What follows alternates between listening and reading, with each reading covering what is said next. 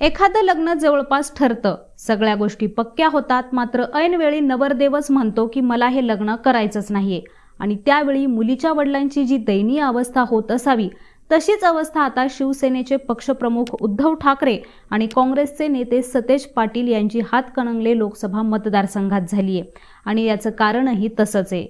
मागील 2 वर्षांपासून होय नाही म्हणत आणि मजल दर मजल करत कालपर्यंत राजू शेट्टी हे महाविकास आघाडीत दाखल झाल्याचं चित्र होतं।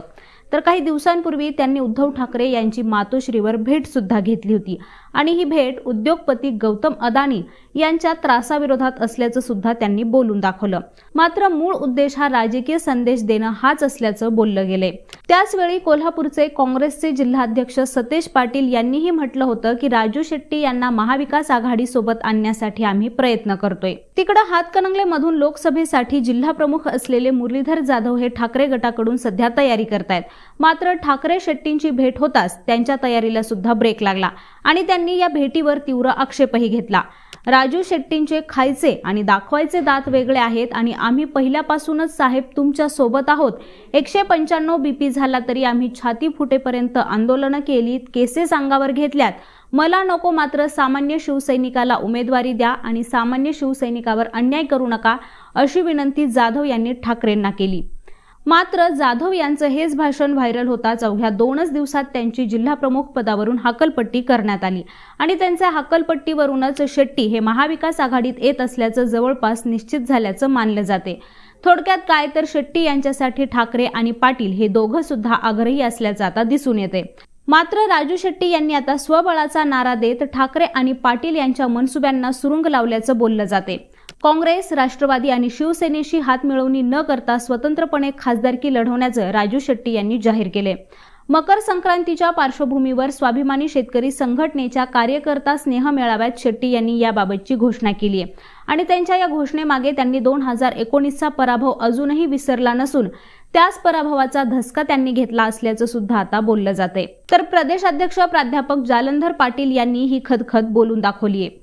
2024च्या निवडणुकीत कार्यकर्त्यांनी किंचितही गाफील राहता कामा नये। 2019चा अनुभव हा फार वाईट आहे। काँग्रेस आणि राष्ट्रवादी सोबत गेलो, मात्र स्वाभिमानीची फसगत झाली आणि याची येणाऱ्या निवडणुकीत पुनरावृत्ती करायची नसून हाच अनुभव लोकसभेत जिंकण्यासाठी उपयोगी ठरेल, असं वक्तव्य त्यांनी केले।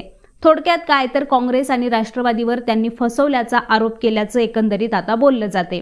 2009 मध्ये राष्ट्रवादी काँग्रेस आणि काँग्रेसच्या निवेदिता माने विरुद्ध स्वाभिमानी शेतकरी संघटनेचे राजू शेट्टी विरुद्ध शिवसेना भाजपचे रघुनाथदादा पाटील अशी तिरंगी लढत रंगली होती आणि त्यावेळी राजू शेट्टी यांनी यात 95,000 मतांनी बाजी मारली।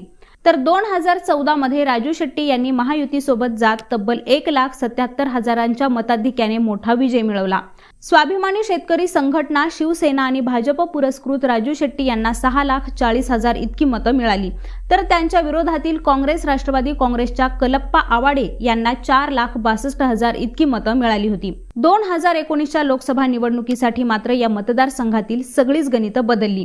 महायुतीपासून फारकत घेत राजू शेट्टी यांनी काँग्रेस आणि राष्ट्रवादीचा पाठिंबा घेतला, तर शिवसेना तिथं उमेदवाराच्या शोधात होती आणि हीच संधी साधत 2009 मध्ये राष्ट्रवादीच्या ज्या निवेदिता माने यांचा शेट्टी यांनी पराभव केला होता, त्याच माने यांनी शिवसेनेचं शिवबंधन बांधलं आणि आपला मुलगा धैर्यशील याला रिंगणात उतरवलं। तर धैर्यशील माने यांच्या उमेदवारीने या मतदारसंघात मात्र नसलेली चुरसही निर्माण झाली। नाही म्हणता काही दिवसातच धैर्यशील मानेंनी राजू शेट्टींपुढे आव्हान उभं केलं आणि शेट्टींचा 95,000 मतांनी पराभव झाला। त्यावेळी राष्ट्रवादी काँग्रेस आणि काँग्रेसच्या काही जणांनी मानेंना अंतर्गत मदत केल्याचं सुद्धा दबक्या आवाजात बोललं गेलं। कारण ज्या इचलकरंजी विधानसभा मतदारसंघातून काँग्रेसचे तत्कालीन जिल्हाध्यक्ष प्रकाश आवाडे निवडणूक लढवत होते, त्यांच्याच मतदारसंघातून माने यांना घसघशीत 76,000चं मताधिक्य मिळालं होतं आणि त्याच पाठोपाठ आवळे कुटुंबीय आणि काँग्रेसचा स्ट्रॉंग होल्ड असलेल्या हातकणंगले विधानसभा मतदारसंघात माने यांना 44,000चं मताधिक्य मिळालं होतं।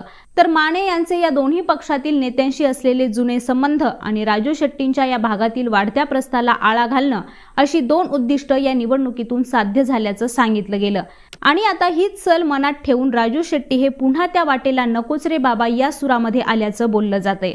आता याबद्दलच्या तुमच्या असणाऱ्या प्रतिक्रिया आम्हाला कमेंट करून नक्की सांगा। तसंच यांसारख्याच राजकीय विश्लेषणांबद्दल जाणून घेण्यासाठी लेट्सअप मराठीला सर्व सोशल मीडिया हँडलवरती फॉलो करायला विसरू नका. पाहत रहा लेट्सअप मराठी.